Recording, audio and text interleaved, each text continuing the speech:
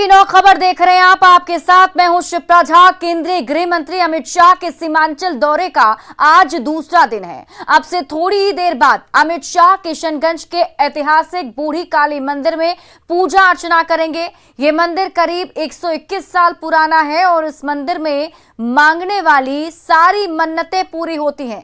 कल देर शाम अमित शाह ने किशनगंज माता गुजरी मेडिकल कॉलेज में बीजेपी नेताओं के साथ बैठक की। इस बैठक में मिशन 2024 को लेकर चर्चा की गई। बीजेपी नेता अमित शाह के दौरे से बीजेपी के कार्यकर्ता और नेता काफी उत्साहित दिख रहे हैं।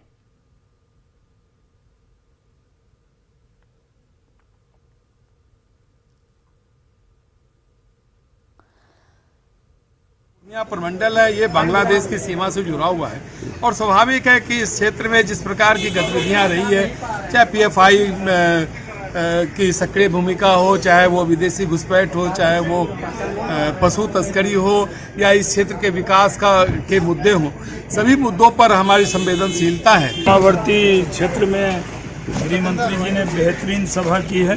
सीमावर्ती क्षेत्र इससे मजबूत होगा और यहाँ विकास की धारा बहेगी। गृह मंत्री का आना किशनगंज में एक बहुत बड़ा संदेश।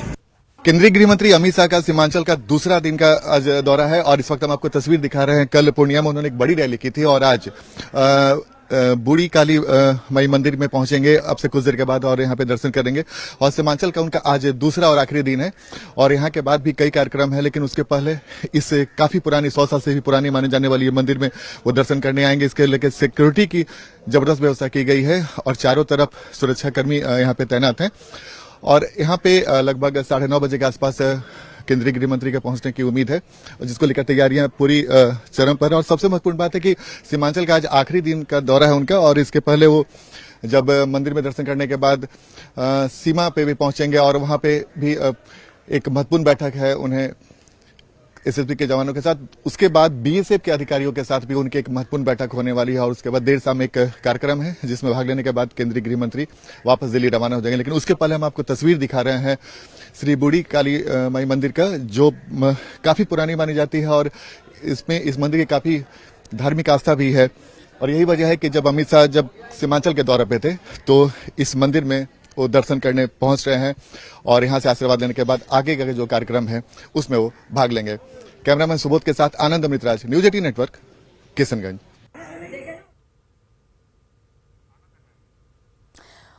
और हमारे सहयोगी आनंद अमृतराज हमारे साथ लाइव जुड़े हुए हैं। अमित शाह के बिहार दौरे से जुड़ी पल पल की खबर सबसे पहले न्यूज 18 बिहार झारखंड पर हम आपको बता रहे हैं और आनंद हमारे साथ लाइव जुड़े हुए, सीधे उनका रुख कर लेते हैं। आनंद, आज बूढ़ी काली मंदिर में दर्शन करने के लिए अमित शाह पहुंचने वाले हैं, उससे पहले की तैयारियां जरा बताइए और इसके आगे क्या कुछ कार्यक्रम और आज अमित शाह का होने वाला है। देखिए, बिल्कुल हम आपको तस्वीर दिखा रहे हैं, लेकिन अभी सिक्योरिटी की बहुत जबरदस्त व्यवस्था की गई है और जहां पे मंदिर है वहां पे अभी जाने की इजाजत किसी को नहीं मिली है। लेकिन हम दूर से तस्वीर आपको दिखा रहे हैं कि जहां पे सिक्योरिटी के लोग आपको नजर आ रहे होंगे और 9:30 बजे का टेंटेटिव टाइम दिया हुआ है जब अमित शाह केंद्रीय गृह मंत्री यहां पर पहुंचेंगे और फिर जो बूढ़ी काली माई मंदिर है वहां पे दर्शन करेंगे और उसके बाद फिर यहाँ से वो फतेहपुर, जो बॉर्डर के इलाका है, फतेहपुर एसएसबी कैंप पे जाएंगे और वहां पे एक पोस्ट का उद्घाटन करने के बाद फिर किशनगंज लौटेंगे और 12:30 बजे बीएसएफ के अधिकारियों के साथ उनकी बैठक है और फिर 5:30 बजे एक कार्यक्रम है जो भाजपा के नेताओं की तरफ से किया गया है, उसमें शामिल होंगे। उसके बाद उनका दिल्ली रवाना है। तो ये फिलहाल अमित शाह का कार्यक्रम है और सीमांचल का दौरा का दूसरा दिन है। कल उन्होंने पूर्णिया में एक बड़ी रैली की थी और आज सीमांचल में किशनगंज में सबसे पहले आज सुबह में उठने के बाद वो मंदिर में पहुंचेंगे और दर्शन करेंगे। उसके पहले हम आपको तस्वीर दिखा रहे हैं, चूंकि अभी मंदिर के पास जाने की इजाजत नहीं दी गई है तो इस वजह से हम आपको वहां की तस्वीर नहीं दिखा पा रहे हैं। लेकिन आनंद, क्या ये जानकारी मिल पा रही है कि उनके साथ आज कौन-कौन और बीजेपी के नेता मौजूद होंगे? क्योंकि जब से अमित शाह का दौरा, इनफैक्ट जब से शुरुआत ही हो रही थी उसके बाद से जब से वो आए हैं तो बीजेपी के नेताओं में एक अलग उत्साह देखने को मिल रहा है। तो क्या ये जानकारी है कि आज उनके साथ मंदिर में कौन कौन से नेता शामिल होंगे?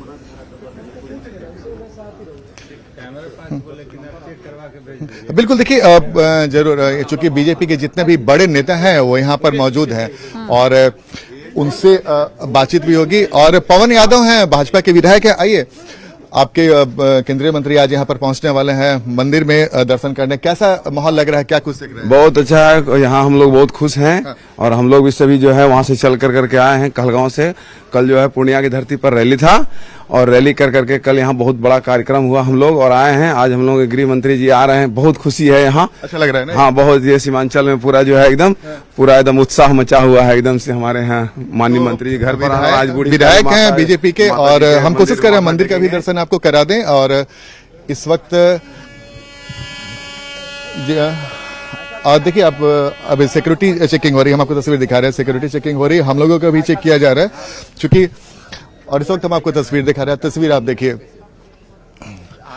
ठीक हमारे पीछे जो बूढ़ी काली मंदिर की तस्वीर आप देखिए। अब से कुछ देर के बाद यहाँ पे केंद्रीय गृह मंत्री पहुंचेंगे और उसके पहले सिक्योरिटी बहुत जबरदस्त की गई है और हर किसी को इस मंदिर में आने की इजाजत नहीं है। और जो भी प्रशासन के लोग हैं उन्होंने मेन रोड पे भी लोगों को आने जाने से मना किया है। इस वक्त हम आपको तस्वीर दिखा रही है। ये मंदिर का काफी पुराना इतिहास रहा है, लगभग 100 साल पुराना ये मंदिर है। और इस जब किशनगंज के इस मंदिर के बारे में जब केंद्रीय गृह मंत्री ने चर्चा सुनी थी तो वो भी यहाँ पे दर्शन करना चाहते थे। और उसके बाद यहाँ पर अब से कुछ देर के बाद, आधा घंटे के बाद यहाँ पर पहुंचेंगे और दर्शन करेंगे। उनके साथ जो जानकारी मिल रही है कि केंद्रीय गृह राज्य मंत्री नित्यानंद राय हो, संजय जायसवाल हो, जो बीजेपी के बड़े नेता हैं वो भी यहाँ पर पहुंच सकते हैं। और भाजपा के लिए बेहद महत्वपूर्ण है क्योंकि 2 दिनों के सीमांचल दौरे पे बिहार भाजपा की निगाहें टिकी हुई थी। और कल जब गृह मंत्री ने एक तरीके से बिहार सरकार पे हमला बोला और उनके निशाने पे नीतीश कुमार और लालू यादव दोनों रहे थे, उसके बाद पूर्णिया की रैली के बाद किशनगंज पहुंचना, बॉर्डर इलाके में जाना, जो बिहार भारत और नेपाल का जो खुला बॉर्डर है उसको भी देखेंगे। और यहाँ से चौपट से निकलने वाले हैं, वहां से जायजा लेने के बाद वापस 12:30 बजे के आसपास बीएसएफ के अधिकारियों के साथ सीमांचल की कई सारी समस्याओं को लेकर के भी बातचीत हो रही थी। आनंद, ये भी कहा जा रहा था कि जब अमित शाह आएंगे तो जो सीमांचल में समस्याएं हैं वो उनके सामने रखे जाएंगे और उम्मीद जताई जाई थी कि उनकी तरफ से उसका निदान भी किया जाएगा। तो क्या कुछ वो बड़ी समस्या खास तौर पर देखने को मिली जो उनके सामने रखने की कोशिश नेताओं की तरफ से, आम जनता की तरफ से की जाएगी? देखिए, एक तो कल भी जो अवैध घुसपैठ होता है उसके बारे में चर्चा की गई थी। इसके अलावा कुछ एक धर्म विशेष की आबादी जो तेजी से बढ़ रही है, इसके बारे में भाजपा के स्थानीय नेता हो या फिर बिहार भाजपा के नेता हो लगातार ये बात उठाते रहे हैं। तो ये तमाम बातें भी हुई हैं। इसके अलावा जो सबसे खुला बॉर्डर है, चूंकि भारत का बॉर्डर बांग्लादेश और नेपाल से लगता है और नेपाल का जो लंबा बॉर्डर है उसमें कोई फेंसिंग नहीं बनाई गई, तो ये एक समस्या है जो खुला बॉर्डर की वजह से कई बार समस्या हो जाती है। तो लेकिन उन तमाम बातों को लेके जो आज गृह मंत्री के 2 महत्वपूर्ण बैठक है वो इंटरेस्टिंग है क्योंकि पहले बीएसएफ के अधिकारियों के साथ और उसके बाद एसएसबी के लोगों के साथ जो बैठक है। हम इस बीच में आपको तस्वीर भी दिखा रहे हैं। देखिए, वही काली मंदिर है जो हमारे दर्शक है न्यूज 18 के मार्फत से देख सकते हैं कि जहां पे कुछ देर के बाद यहाँ पे केंद्रीय गृह मंत्री पहुंचेंगे और बातचीत करेंगे। आप सुबह जी, आप यहीं के हैं? जी सर। आज ये इस मंदिर में अमित शाह जी आ रहे हैं, कैसा लग रहा है और आप लोगों में कितना उत्साह है? बहुत हर्ष की बात है सर कि वो आ रहे हैं, ये हम लोगों की सौभाग्य की बात है और माँ की इच्छा है। माँ की इच्छा के बिना तो कुछ होता नहीं है और हम लोग बहुत मतलब है कि बेसब्री से उनका इंतजार कर रहे हैं। कितना इंतजार है? बहुत ज्यादा खुशी है कि गृह मंत्री सर भारत सरकार आ रहे हैं हमारे यहाँ। ये हमारे लिए बहुत गर्व की बात है। सुरक्षा बहुत कड़ी कर दी गई। आप लोगों ने भी कुछ विशेष इंतजाम किया क्या अपनी तरफ से? नहीं, यहाँ पर मतलब कमेटी की तरफ से 20 आदमी को पास इशू किया गया है और हम लोग 20 आदमी यहाँ पर हैं। 10 इस मंदिर के बारे में बताएं, देवी जी का जो मंदिर है इसके बारे में कुछ बताएं। ये देखिए, ये 1902 का मंदिर है, मतलब रिकॉर्डेड मंदिर तो और प्राचीन है। ये नया मंदिर बनाया गया है, इससे पहले छोटा सा मंदिर था, प्राचीन मंदिर था। उसी के आनंद, आप इस पूरी खबर पर नजर बनाए रखे। जब केंद्रीय मंत्री अमित शाह वहां पहुंचेंगे तो उसकी तस्वीर भी दर्शकों को दिखाएंगे। बढ़ते हैं आगे।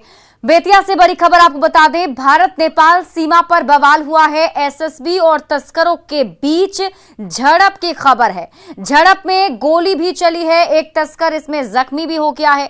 सामान लदे ट्रैक्टर को जब्त करने पर बवाल मचा। इनरवा के खमिया गांव की घटना बताई जा रही है, जहां पर सामान लदे ट्रैक्टर को जब्त किया गया था, जिसका विरोध वहां पर तस्कर कर रहे थे। जिसमें एसएसबी के जवानों के साथ झड़प हुई है।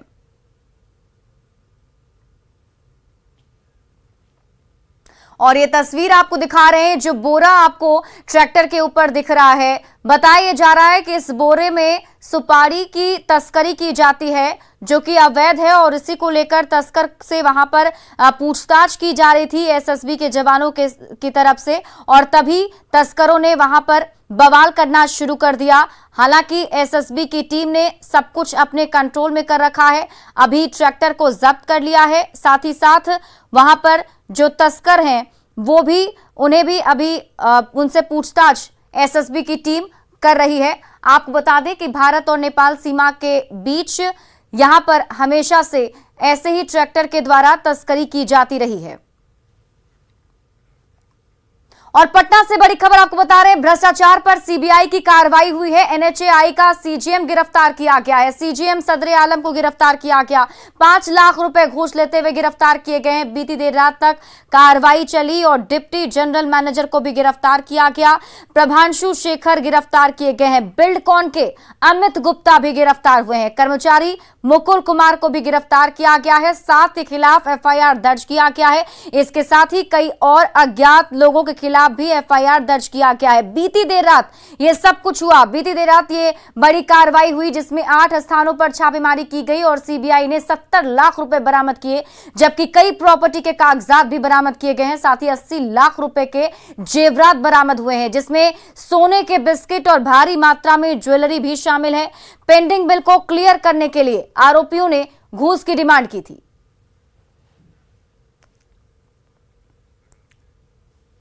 डिप्टी सीएम तेजस्वी यादव आज अपने पैतृक गांव फुलवरिया जा रहे हैं। डिप्टी सीएम के आगमन को लेकर गोपालगंज में पुलिस अलर्ट पर है। जिला मुख्यालय से लेकर थावे, मीरगंज, हथुआ और फुलवरिया इलाके में पुलिस की अतिरिक्त बलों की तैनाती की गई है। वहीं सड़क मार्ग से डिप्टी सीएम का काफिला निकलेगा, इसलिए इस रूट पर वाहनों के परिचालन पर बदलाव किए गए हैं। डिप्टी सीएम सबसे पहले थावे मंदिर में पूजा अर्चना करेंगे। इसके बाद मीरगंज में मर्चिया देवी चौक पर अपनी दादी मर्चिया देवी की प्रतिमा पर माल्यार्पण करेंगे। उसके बाद तेजस्वी यादव हथुआ अनुमंडलीय अस्पताल जाएंगे, जहां पौधारोपण करने के साथ ही अस्पताल के भवन का शिलान्यास करेंगे। शादी के बाद पहली बार अपने गांव पहुंच रहे हैं तेजस्वी यादव, जिसमें वो गांव में परिजनों का आशीर्वाद भी लेंगे। तेजस्वी के साथ उनकी पत्नी राजश्री भी मौजूद रहेंगे।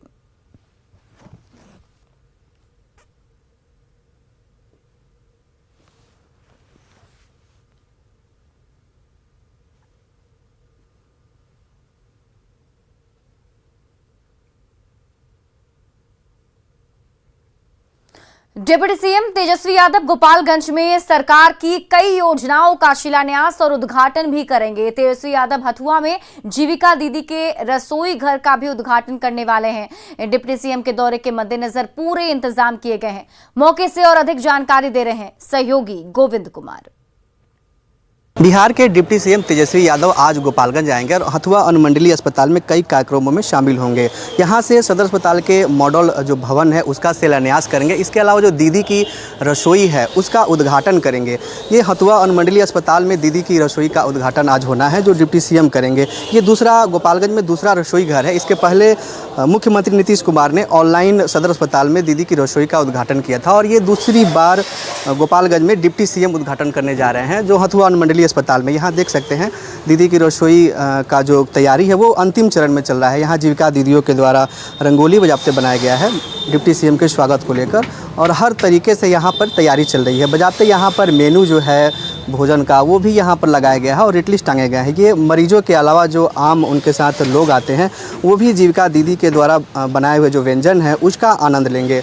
और यहाँ पर जो तैयारी है उसकी पूरी करा रहे हैं यहाँ पर जीविका दीदी के जो है संबंधित अधिकारी हैं। हम इनसे बात करते हैं, क्या तैयारी चल रही है। जी नमस्कार, मैं जीविका का डीपीएम राकेश जायसवाल हूँ। यहाँ पे तैयारी बिल्कुल अंतिम चरण पे है।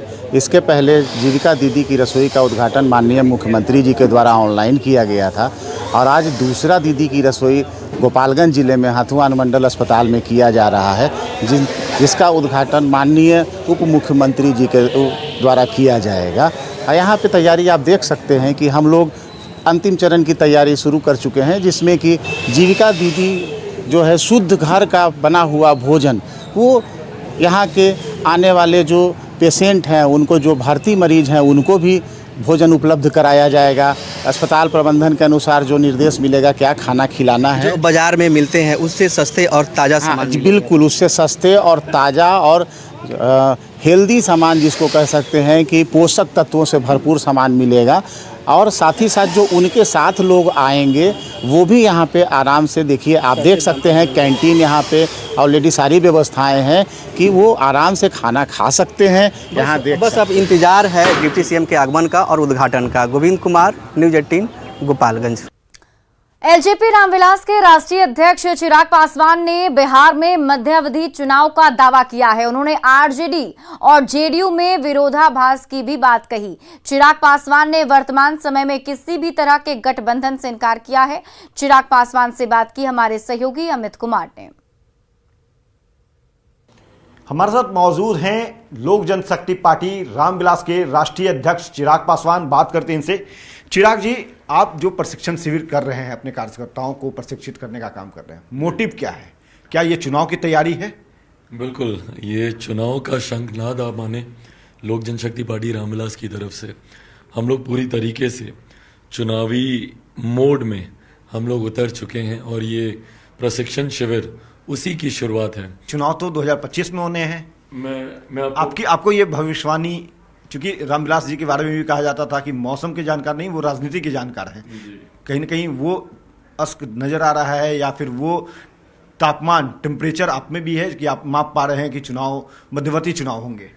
राजनीतिक मौसम वैज्ञानिक का सुपुत्र हूँ, उन्हीं का अंश, उन्हीं का खून मेरी रगों में दौड़ता है, तो यकीनन जो कला उनमें थी उसकी कुछ अंश तो मेरे भीतर भी आया ही होगा। इस बात को मैंने बहुत पहले भी, बल्कि और पटना से बड़ी खबर आपको बता दें, नगर निकाय चुनाव पर खबर सामने आ रही है। नामांकन का आज अंतिम दिन है। 25-26 सितंबर को स्क्रूटनी होगी और 27 से 29 सितंबर तक नाम वापसी का समय होगा। 20 अक्टूबर को मेयर पद का मतदान होना है।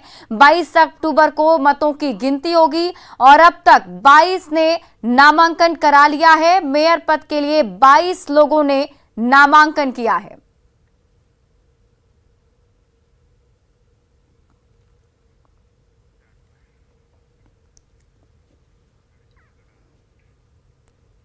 अगली खबर समस्तीपुर से है, जहां सदर अनुमंडल क्षेत्र के सबसे रिहायशी इलाका मूलचंद रोड स्थित दवा मंडी में एक दवा दुकान में भयंकर आग लग गई, जिसके बाद वहां अफरा तफरी का माहौल बन गया। जानकारी के मुताबिक मूलचंद रोड स्थित दवा मंडी के श्राफ ब्रदर्स एजेंसी के दुकान में अचानक से आग लग गई, जिसके बाद सूचना पर पहुंची अग्निशमन की टीम ने कड़ी मशक्कत के बाद आग पर काबू पाया।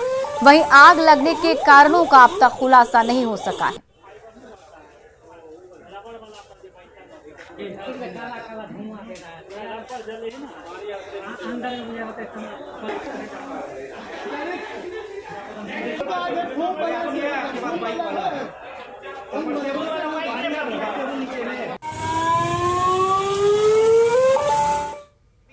यहाँ पे तकरीबन 1.5-2 घंटे पहले से यहाँ पे आग लगी हुई थी और आग लगने का अभी तक कारण नहीं पता है। शायद शॉर्ट सर्किट से आग लगी हो और यहाँ पे लोकल आदमियों के द्वारा यहाँ पे आग पे थोड़ा काबू पाया गया है।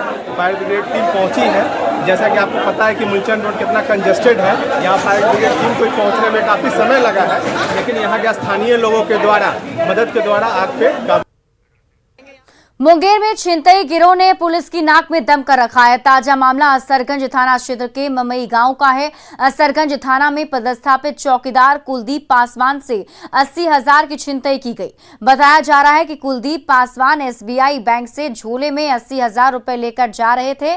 इस दौरान पहले से घात लगाए बैठे बाइक सवार 2 अपराधियों ने उन पर हमला बोल दिया और चौकीदार से पैसे लूटकर फरार हो गए। सीसीटीवी फुटेज के आधार पर पुलिस मामले की जांच में जुटी हुई है। लेकिन ये जो तस्वीर आप देख रहे हैं, देखिए इसी भारतीय स्टेट बैंक से चौकीदार 80,000 रुपए निकाल कर जा रहे थे और तभी पहले से घात लगाए अपराधियों ने उनसे लूट की। हमारे दाल कैसे है बाबू, पैसा 80,000 झोला में छीनी लो दाल कर चौको तक ये। कितने आदमी थे? हाँ, कितने आदमी थे? देखे बिला आदमी कोई नहीं, वो जो पैसा छीन के भागे कितने लोग थे? 2 आदमी थे, पछला वाले लड़के। और धनबाद से बड़ी खबर आपको बता रहे हैं, कोयला चोरों के खिलाफ बड़ी कार्रवाई हुई है। बाघमारा बरोरा में सीआईएसएफ की छापेमारी में कोयला चोरों पर सीआईएसएफ ने लाठीचार्ज किया, जिसमें बाइक को भी क्षतिग्रस्त कर दिया गया है। कोयला चोरों में हड़कंप मचा हुआ है। कोल माइन से कोयला की तस्करी होती थी, जिस पर सीआईएसएफ ने बड़ी कार्रवाई की है। तस्वीरें हम आपको दिखा रहे हैं। देखिए, इसी बाइक से जो कोयला तस्कर थे वो कोयला भरकर वहां से ले जा रहे थे और तभी सीआईएसएफ की टीम ने उन तस्करों पर लाठीचार्ज किया, जिसमें तस्कर मौके से भाग गए, लेकिन वहां पर जो उनकी बाइक थी उसे क्षतिग्रस्त कर दिया गया है। साथ ही बोरे में जो बंद कोयला था उसे जब्त कर लिया गया है। और फिलहाल इस बुलेटिन में अभी के लिए बस इतना ही। आप देखते रहिए न्यूज़ 18 बिहार झारखंड।